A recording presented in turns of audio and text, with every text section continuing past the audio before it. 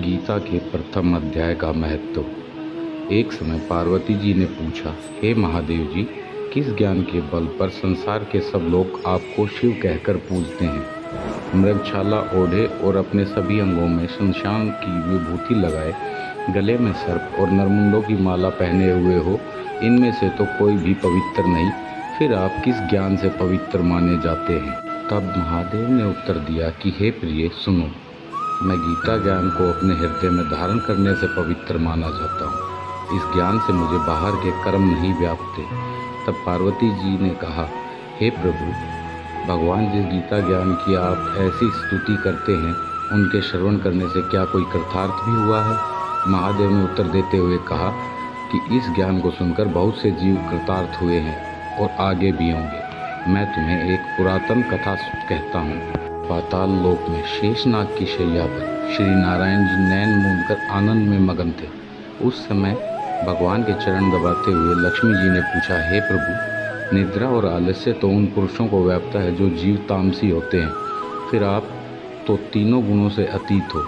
आप तो वासुदेव हो। आप जो नेत्र मूंद रहे हो, इससे मुझे बड़ा आश्चर्य है। नारायण जी ने उत्तर देते हुए कहा, हे लक्ष्मी, मुझको निद्रा आलस्य नहीं व्यापता।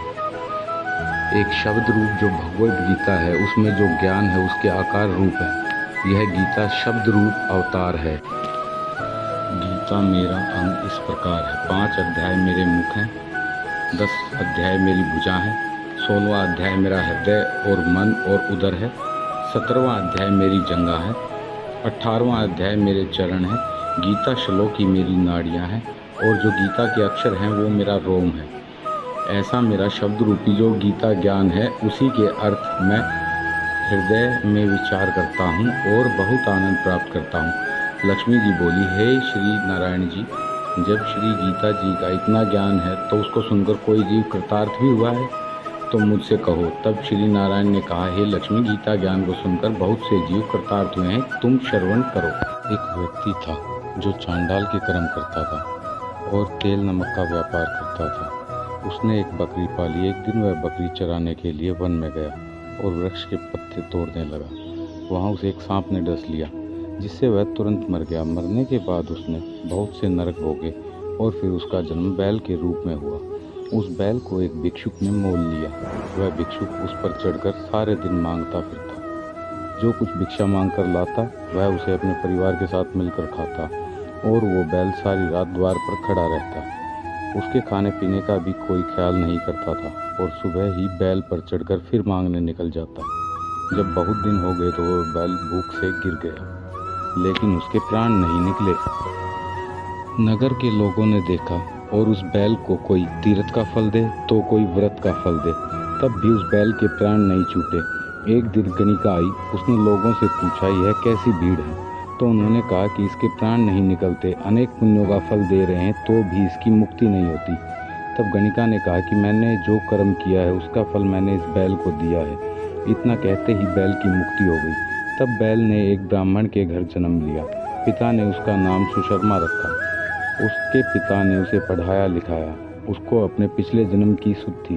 उसने एक दिन मन में विचार किया, जिस गणिका ने मुझे बैल की योनि से छुटाया था उसका दर्शन करूं। विप्र चलते चलते गणिका के घर गया और कहा, आप मुझे पहचानती हैं? गणिका ने कहा, मैं नहीं जानती, तुम कौन हो? तब उसने कहा कि मैं वही बैल हूँ जिसको आपने अपने पुण्य दिए थे। तब मैं बैल की योनि से छूटा था। अब मैं विप्र के घर जन्मा हूँ, आप अपना पुण्य बताएं।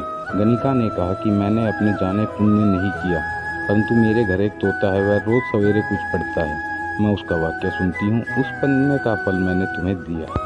तब विप्र ने तोते से पूछा कि तू सवेरे क्या पढ़ता है? तोते ने कहा, मैं पिछले जन्म में विप्र का पुत्र था। मेरे पिता ने मुझे गीता के पहले अध्याय का पाठ सुनाया करते थे। एक दिन मैंने गुरु से कहा कि मुझको आपने क्या पढ़ाया है? तब गुरुजी ने मुझे शाप दिया कि तू तोता बन जा। इसके बाद से मैं तोता बन गया। एक दिन बहेलिया मुझे पकड़ ले आया और एक विप्र ने मुझे मोल ले लिया। वह विप्र भी अपने पुत्र को गीता का पाठ सिखाता था। तब मैंने भी यह पाठ सीख लिया।